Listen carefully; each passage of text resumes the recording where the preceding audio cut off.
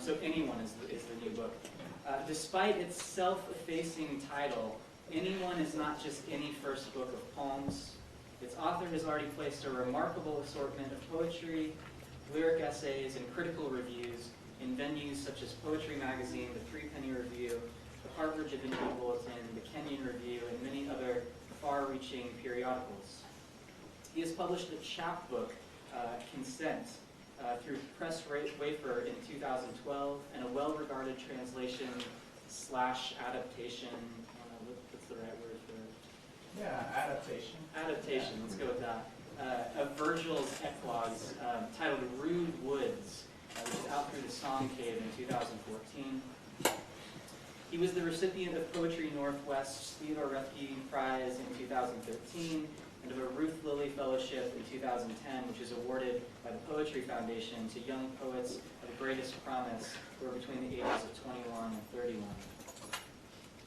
I hasten to add, however, that all these accolades and credentials, impressive though they are, may be somewhat misleading. Nate is not exactly a professional poet.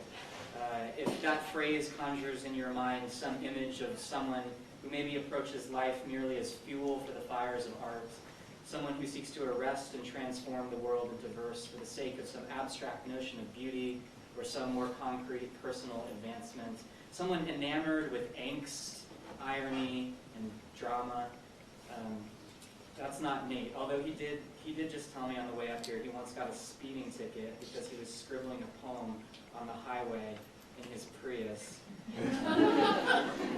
which is really living on the edge. So no, that's not the kind of poet he is. No, given the requisite amounts of skill and the occasional starburst of inspiration, a poet speaks to us as a poet because he or she is first of all a human being. Assessing Nate's latest book of poems, Anyone, Princeton University's Susan Stewart, who's one of our best and really most formally attuned critics, writes, and here's a quotation, 100 years from now, someone, perhaps anyone, who wanted to know what it is like to perceive and feel, think and believe in our times, could find the answer in these poems, so touched by the past, so alert to the world in and around them, end quote. It's quite a statement. Being human, these poems remind us, is an ongoing task, not a fact, and the prerequisite of this task is attention, a waking up to the world in and around us, its splendor, its necessity, its difficulty, all of which can be found beating at the heart of these poems. It's telling, I think, that Nate, as far as I know, has never sought an advanced degree in creative writing. Instead, after completing his BA in English at the University of Chicago, he came east to study theology at Yale Divinity School and was ordained a Congregationalist minister in the United Church of Christ. Having served congregations in Guilford, Connecticut, and Grinnell, Iowa, and Baxter, Iowa, let's not forget Baxter. He is now pastor and artist in residence at the Orinda Community Church in Orinda, California. I'm pretty sure he's the only person alive who's ever turned down Stanford University's Stegner Fellowship, perhaps this country's most eminent creative writing residency, in order to pursue 2 years of parish ministry in rural Iowa, preaching, marrying, and burying, and writing his way into an idiom all his own, a poetry that finds a new language in which to bless and mourn and praise. In this way, Nate's work stands in the tradition of other solitary minister writers like George Herbert, Father Hopkins, Frederick Buechner, some of these names you may have come across in your English electives. Yet these poems are also tempered and cunningly inflected by the lessons of high modernism, found in Pound, Joyce, and Williams. The spareness, the verbal inventiveness, the syntactic pressure, the palpable absences, the urban grayness, the dis-ease and doubt and the unflinching stare. You'll hear all of this in the poems tonight, I'm sure, even if you don't feel like you have the right terms exactly yet for what you're hearing, but it's there. And also by something else, something entirely his own creation, which follows organically from his ear for sound and feel for the textures of language, which comes to life on the page as a penchant for finding that excruciatingly apt word, or sometimes leaving it out. These diverse and sometimes contradictory strains quicken Nate's poems with what John Ashbery once described as the experience of experience, which is, finally, I think, the test of a poem's truth. So one quick anecdote, and then I'll turn it over to Nate, and you'll hear some of these things that I've been trying to describe. I was telling my classes earlier this week that in a way it's Nate's fault that I've been teaching at Westover these last 3 years. I don't think he knows this, but actually he helped get me the job. So after the reading, you may want to thank Nate or curse him, depending on how well you're keeping up with the Beowulf reading right now. Class together, and we got to talking one night as we stood in line for a play at the Yale Rep. The play was something so forgettable that I doubt even if Google remembers what it was. I think I tried to look it up, but couldn't find it. But I remember meeting Nate that night and walking away feeling the warmth of having made a friend. I think the best way to account for it is to quote C.S. Lewis, who says that friendship is born in the moment when one person says to another, "What? You too? I thought I was the only one." And Lewis goes on to say that friendship is like poetry, and that it has no survival value, but rather is that which gives value to survival. So when I interviewed at Westover in the spring of 2012, I drove up from Virginia and stayed with my friend Nate and his wife Kit and their little terrier Inky, which is an apt name for a writer's dog, in their Edward Street loft in New Haven. Perhaps I was not the most qualified person for the Westover position, but I was raw and malleable. It was clear that I already had started to love the school just a little bit from a few hours of being here. And I think I got 2 questions in the interview right. The first question was, how do you feel about Richard Wilbur? Answer, greatest living poet. And the second question came toward the end of the interview when Bruce Coffin, who seems to know every poet who has ever lived, ever, leaned across the table, and in that gravelly non-whisper that you are undoubtedly familiar with, if you've ever tried to study in this library, Bruce said, "Say, do you know Nate Klug from Yale? Boy, is he good. He reminds me of Wilbur in some ways. Do you think he'd come out here and read for the students?" I said, yeah, I know him. I'm sleeping on his couch tonight, Bruce. And he said, well, what would it take to get him up here? And I said, I don't know, Bruce. Why don't you give me a job?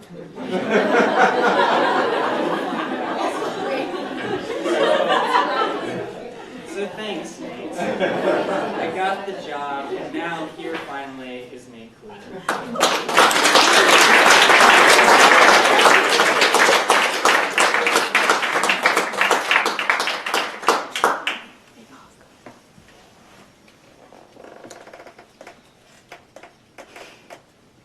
Still haven't seen any of that recompense. It hasn't come over to me. Thanks so much, Paul, and it's great to be here at Westover. I've really enjoyed the half day that I've spent here and the chance I've gotten to meet some of you already and talk with you. I feel a little bit like a pop star with this going, but my poems will quickly disabuse you of any similarity between me and a pop star.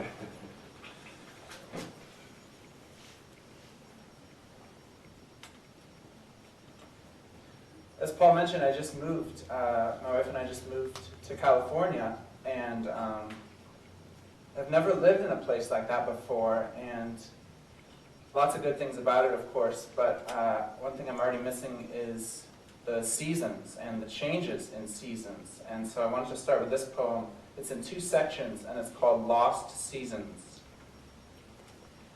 The first season that's described as fall, but also kind of interested in the transition between fall and winter.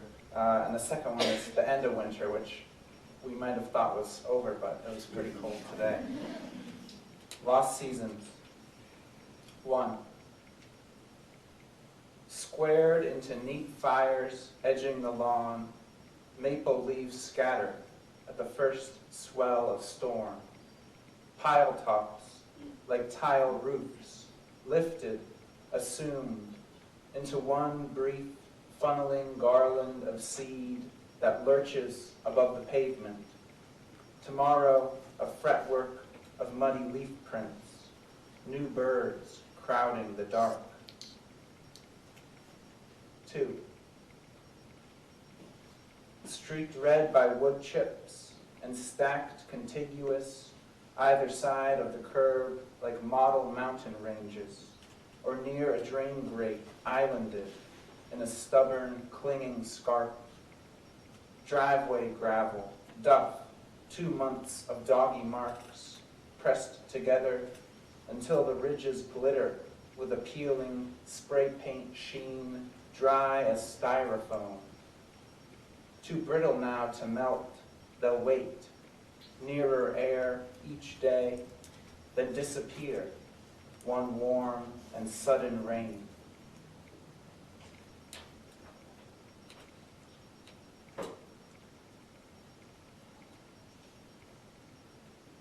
Here's another poem about transitions, which are clearly on my mind since I'm traveling now and getting used to a new home myself. But this is a poem that comes out of a year I spent when I was in divinity school at Yale. I also worked as a chaplain at Bridgeport Hospital, and had lots of intense experiences. As a chaplain, I was pretty much, I have no medical expertise at all, and so it was interesting to be the only member of the staff but they gave us white coats too, so we walked around and people thought we were doctors, but we were far from it. But what we did get to do was to be with the people who were at the hospital for one reason or another, often for quite intense reasons. And this is just a poem that I wrote towards the end of that year, and what you'll get is sort of about 6 little snapshots. It's a poem called Shifts, and it's almost in a kind of journal form.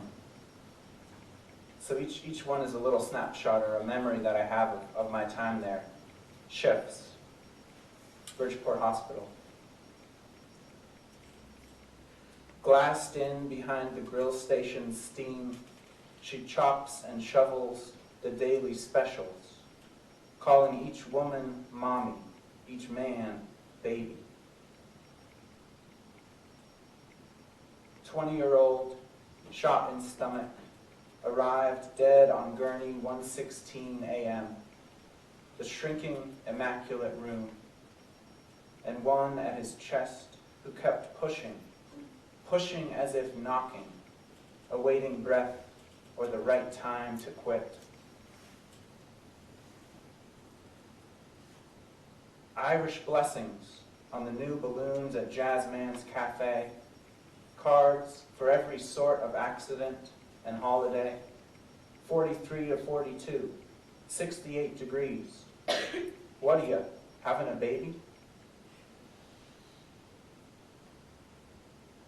Shine 7 hallway traffic, eyeless as a city sidewalk. Nurses wrapped around their charting booths, tuxedoed, marching food service, timid priest. Then off the hall, behind a door, through dividing curtain and sheets, her everywhere audible, fix me, motherfucker, fix me. Dying shyly, a nurse's favorite juggled his breath mask, shifted its pale face across his face, deliberating between competing concealments.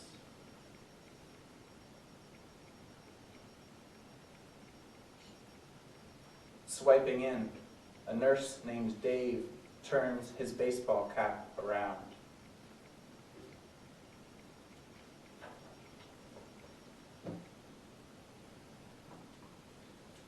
Sticking with this urban theme, I've spent a lot of time in cities, and whenever I'm traveling, I like to read this poem. How many of you guys have ever been in a taxi in New York City in particular? I think they have a rule now where there are televisions on in every taxi, right? Something that at first there were like a few and it was like this special cool thing, and now it's just every single one and you can't get it to go off. So this poem borrows that image, and it comes in at the end. But this is called home. Home. Whorl of underpasses, off-ramps, freeways that splay, running sedans and tanker trucks to odd-numbered interstates with Indian names.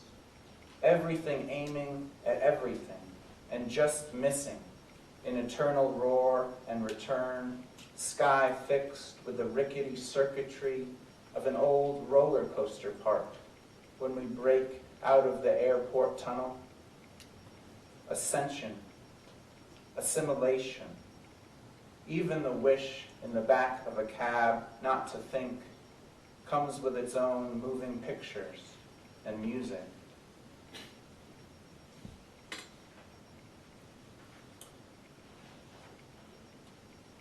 My in-laws have a house on a lake in New Hampshire, and when we lived out here, we got to spend a lot of time out there, especially when I was in grad school and I had like so much vacation. I would write my papers up there. But this poem comes out of being up there for 4th of July one year, and this particular lake in New Hampshire has this tradition of everyone who has a boat that goes out on the lake, dresses it up with flags and shoots like water cannons at each other and plays like loud music from a boombox. I actually really didn't like that 4th of July. And there are also lots and lots of jet skis. So if you're hoping to be out there and have a contemplative poets moment, which we hope to have sometimes, it wasn't the right day, but I was there. And this is called Parade. It's sort of an image of these different boats lined up. Parade.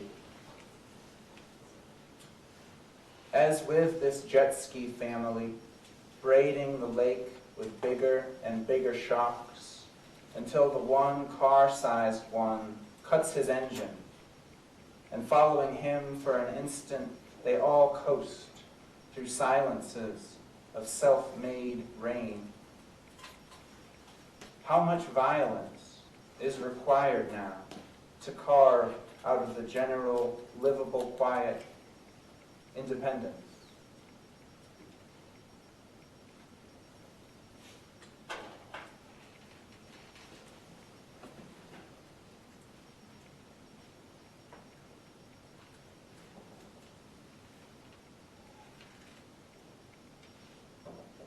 I don't think I've ever read for a dog before. Enjoying this. Does he or she like poetry? She does, but Yeah. she's took on her back, she's not being very polite. I read poetry to my dog sometimes. This one's called The Gladiator.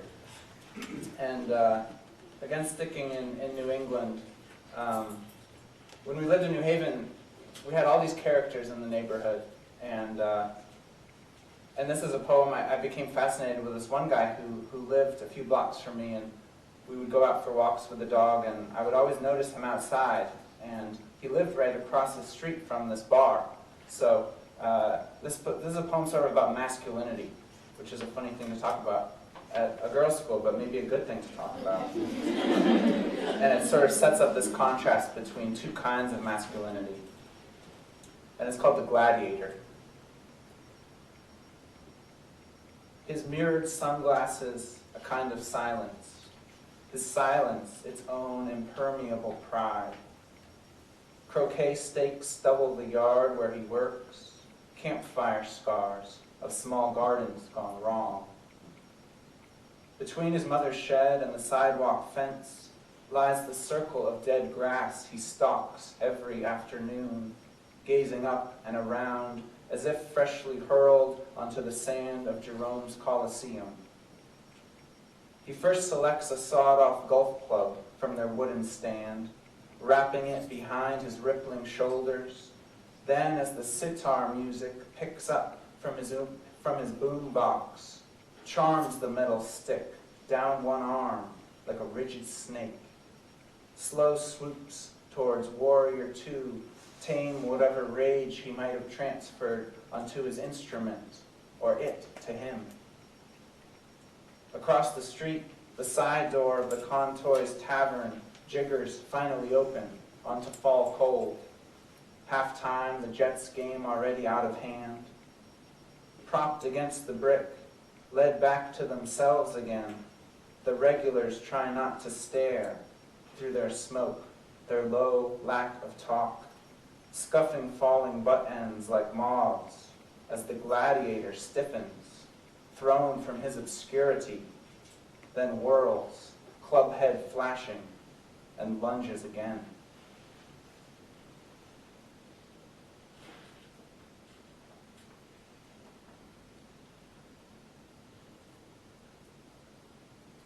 This is a poem about squirrels, and it's also a poem about the Roman poet Virgil, who we talked about at dinner a little bit.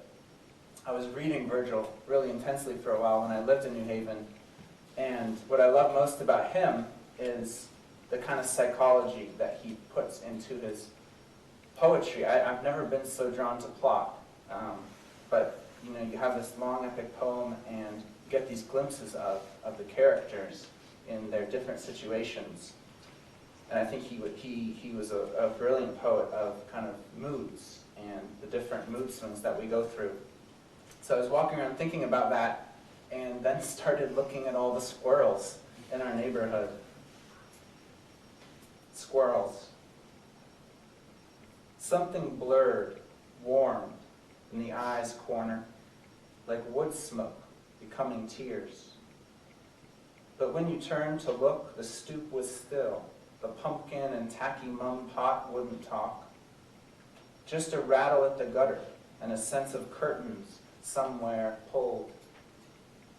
5 of them later, scarfing the oak's black bowl, laying a dream of snakes. Needy and reticent at once, these squirrels in charred November recall in Virgil what it is to feel.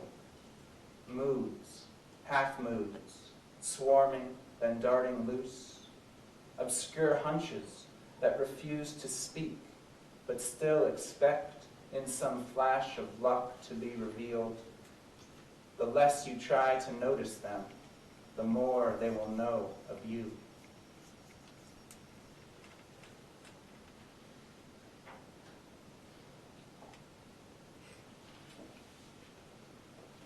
So now I want to read at least one poem from Iowa, where I moved to after New Haven. Has anyone been to Iowa? Or is anyone from Iowa? Paul, you can raise your hand. All right. This is us. Okay. So this was for us. No, but the amazing thing about the landscape out there, if you've ever been to the Midwest, is how big the sky is. And I had a job where I lived like an hour away from the church I served, so I would spend a lot of time on the highway and get caught in these amazing sunsets. And this is just a simple little poem about the way dusk kind of emerges. It's called Dusk in Jasper County.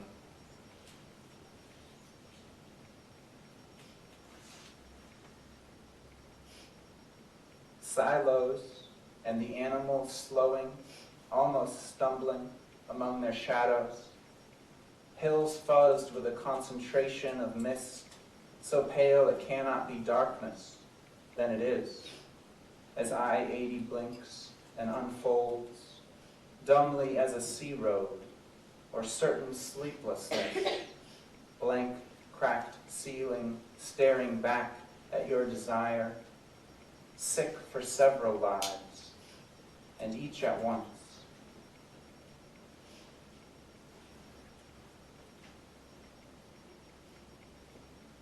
Those last lines of that poem, sick for several lives, and each at once, speak to me at least about one of the things I love most about poetry, which is the ability to imagine yourself into other experiences and other lives.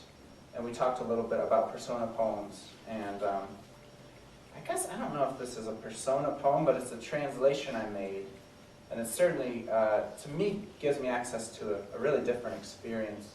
If you've ever read any Franz Kafka, he's an author I really love and would recommend, and I made this translation with my wife, who speaks German, reads German at least, And she helped me with the words, and then Kafka wrote in prose, but I made it into a poem. I put lines in, or broke the lines. And it's just called A Message. And it's more of a story than most of my poems. A message. So it runs. The emperor, on his deathbed, has a message for you, humble subject, insignificant shadow. With his left arm, now his right, the holy messenger must fight his way down the palace staircase, past the coiled snake of the waiting crowd. Soldiers, beggars, boys on tiptoes. Could he reach the open fields, how he would fly, how soon you'd hear the welcome chatter of fists at your door. He's cleared the inner chambers, still has the gardens to cross, a second outer palace, more stairs, new set of gardens, an outer palace. It goes on like this for hundreds of years. If at last he should limp through the ultimate gate, never, it can never happen. He'd see outstretched before him the imperial capital, center of the world, rustling with red wine and ship and music. Here, nobody can make it, least of all a corpse's courier. But you sit at your apartment window, whispering such a story into evening.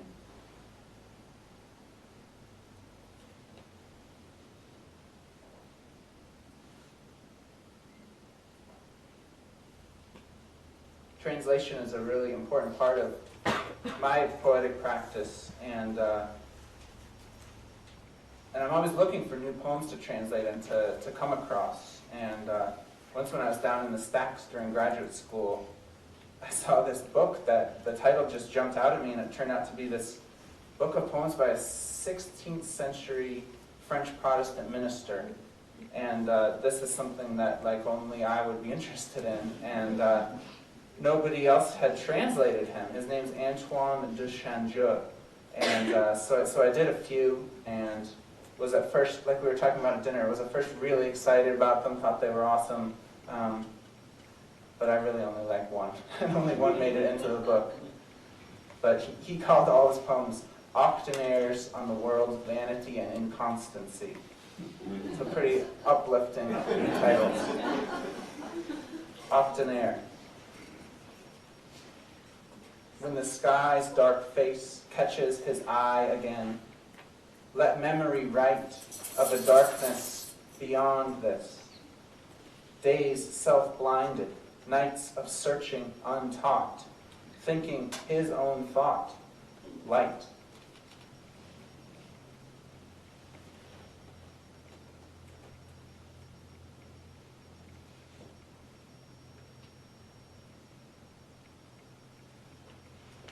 This is a poem I wrote for my friend. I do write lots of poems about faith and religious experience, and my best friend from childhood spent about 5 years as a Dominican monk, so you know he really took the jump and committed his whole life to that order, and I wrote this poem when he was starting out in that kind of new religious life after college. And it's a weird poem to read now because he's just left the order and left that kind of life, and so the poem kind of has new meaning, which happens sometimes as you read and you write over time. This is called Novitiate, and it's for Matt. And they made him change his name when he entered the order, so it's for Matt, brother Isaac. So everyone would always, when I visited, everyone would call him Isaac, and I'd have no idea, and then I'd call him Matt. But he's back to Matt now. Novitiate. Oh, and I should also say this poem, there's a line in the poem later on which references the Qumran scrolls, which were these ancient scrolls that Tom can tell you more about. Novitiate. Entire Thursdays in your room. Mornings easy, now afternoon, with its sense of sand leaking from your fist. Holes in prayer, everywhere you'd already filled them. Breathing out, you think not of the Psalms, but lazy dogs, as sunlight forks and darts across the floor. ambiguous flashes of oak roots underwater, or lacunae intact, a scroll from Qumran, swallowed by a bunch of passing clouds.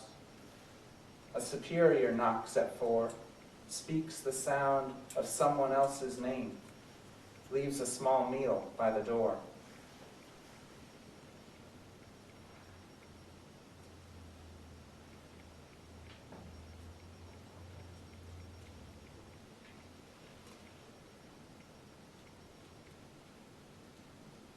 I've always wanted to write poems about the age that I am, and I think that it's easy to write a poem about being younger than you are, and I think it's easy to write a poem imagining that you're older than you are.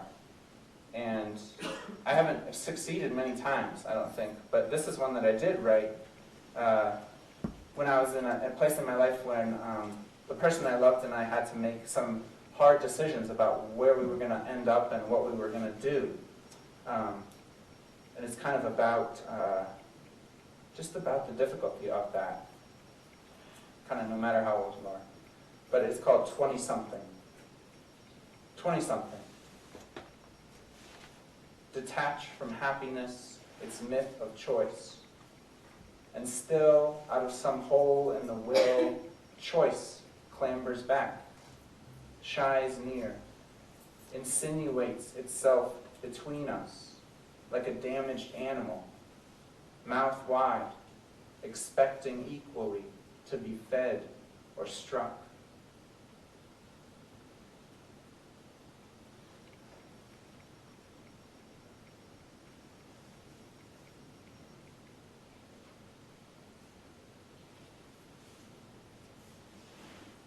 And this is a poem that I wrote almost right after that, and was really glad to have written because I felt like a kind of answer to that poem. And it's called True Love. True Love. Off rows of windshields in the Amtrak lot, rain in sudden clumps like jacks. Parked cars with people in them, awaiting people they imagine hurtling through suburbs of silver woods, awaiting them. True love needs interference, a certain blizzard distance for the words to worm through. Remember Iowa? Late summer storms that would self-spark, as if our fights could trip the finest wire beneath the sidewalk. And the sunlight, harder after.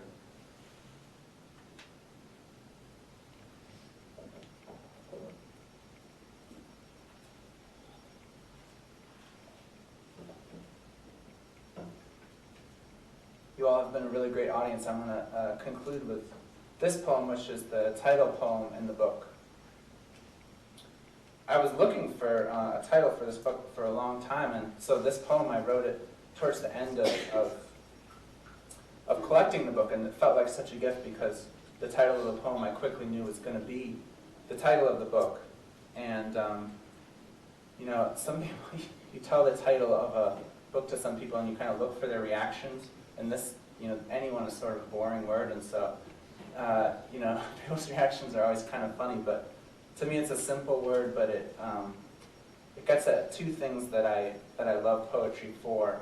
And the first is this thing I mentioned earlier, the persona, the ability to inhabit other people's experiences. And the other thing is this kind of idea of grace that I have, the way beauty seems like it's available to anyone.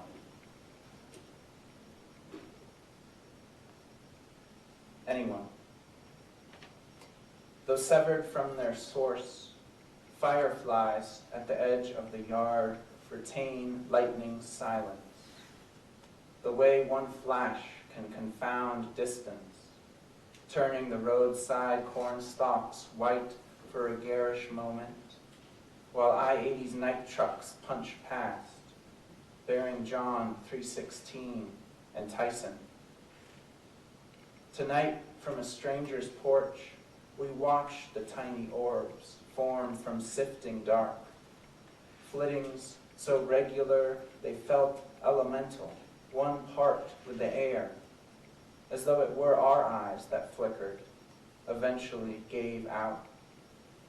Why, when light in such compression chooses to betray itself, does it seem aimed not at particular conditioned attentions, but at anyone it pleases? Thank you all so much.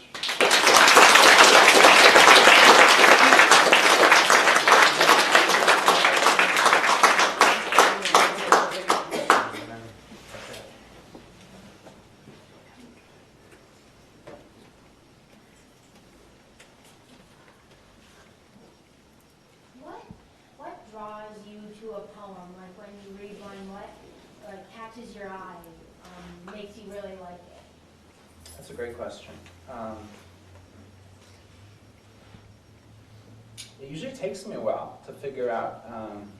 I think the things I look for first, I can kind of hear it right away. And I often do read poems out loud to kind of test them and see how they sound. That's sort of first and foremost, and for me, sense follows after that. It's more about the formal feeling that I get or don't get right away. And then that will, if that convinces me, then I'll try to follow what the poet's actually saying. Yes? How many times does it take you to revise a poem? Like how many revisions do you do, or is this kind of like an moment thing where you write it down and that's that? Mm-hmm. Yeah, I think lots of poets are different in this regard.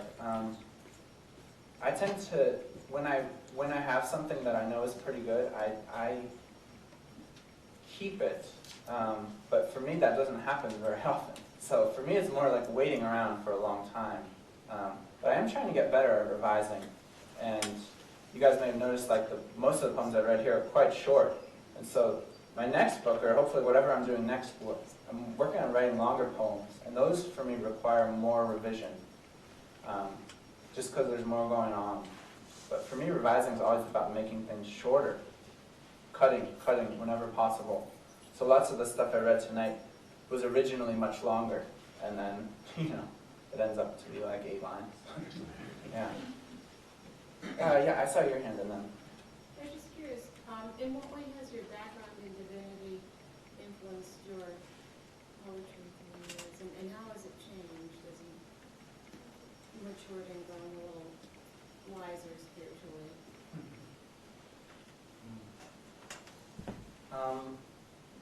That's a really big question. So I came to poetry first, actually. I wasn't raised in a faith, and so I felt like I was really called to be a poet almost before anything else. I was really into it, pretty early on, at least writing, and started going to church in college, and so that was a bit of a later experience for me. And for the last 10 years, basically, they've kind of coexisted. So how has your poetry, I guess, affected your experience as a minister? I should ask, poetry and prose. Yeah, I think, to me, it goes back to listening. So when I'm writing, I often feel like I'm just listening. I'm listening really hard to follow the sounds in the language. And that, I think, really shares an overlap with ministry, because you're listening all the time in ministry. You're listening to see where people are at in their own lives and their emotions. And I think poetry's helped me be that a bit of a better listener in my work. Very specific question about one of the poems you read, but it picks up on what you said earlier about revision, and that for your revisions you'd be cutting things down, which I get that feeling absolutely from the poetry you're reading. But there's that one poem you read, True Love, and I'm so distracted during the poem thinking, why did you keep true love rather than just love? I just thought that was actually so interesting. It seemed to go the opposite direction from your impulse and maybe the urge to keep the whole phrase rather than to just cut it. And I thought, you could cut it, but why worry about it? I don't know what you say about that. Yeah, that's a great question. So So there's a rhyme in the poem. I'll read that phrase again. So in jam, I break the line on true. So I knew I wanted to do that. Okay, so that is one way of complicating it right away. So it's true, love, on the next line, needs interference, a certain blizzard distance for the words to worm through. So there's, the slight echo of a rhyme between through and true. And, going back to what I said about form and just kind of the sounds, that was something that spoke to me. And hopefully kind of complicates a little more than just having, true love, whatever that means. Yeah, jam, it actually makes it much more. Yeah. Interesting. Yeah, that was a great question, thanks. Mm-hmm. A lot of endings have a tendency to taper, but yours don't follow that direction at all. They end up having a lot of force at the end of your poems. I was wondering if, when you craft such an amazing ending, if it has a similar effect on you and that it surprises you when you get there, or if you use it as kind of a destination and build the rest of your whole poem. I think it almost always surprises me, yeah. Trying to think back, I don't think it's bad to have these things that where they, you have a really nice phrase or something and it's not the beginning, but you want to use it somewhere else. I don't think that's necessarily bad, but I do think you want to write in such a way, or at least me, I want to write in such a way that I am surprised by things. And so I think most of the stuff that I end up, publishing in a book has surprised me.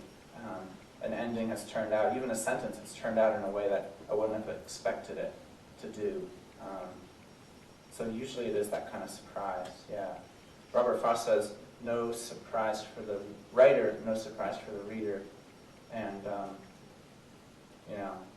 he'd kind of like to sermonize, but I think that's really true. Yeah.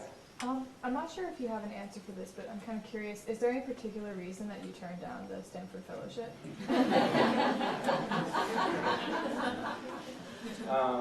Yeah. That's good to know. Thank you.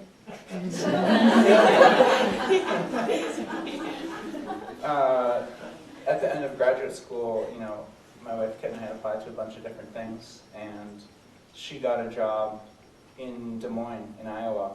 And it was really the right job for her. And we'd flown out there, and she'd interviewed, and I hadn't heard yet from a few of these other things I'd applied to, so we had committed to that. Thank you. Yeah. Why do you ask? I was just curious. It was such a brief introduction, It was just kind of thrown in there without an explanation, so I was curious. Apparently it's a big deal, so yeah. I was just wondering.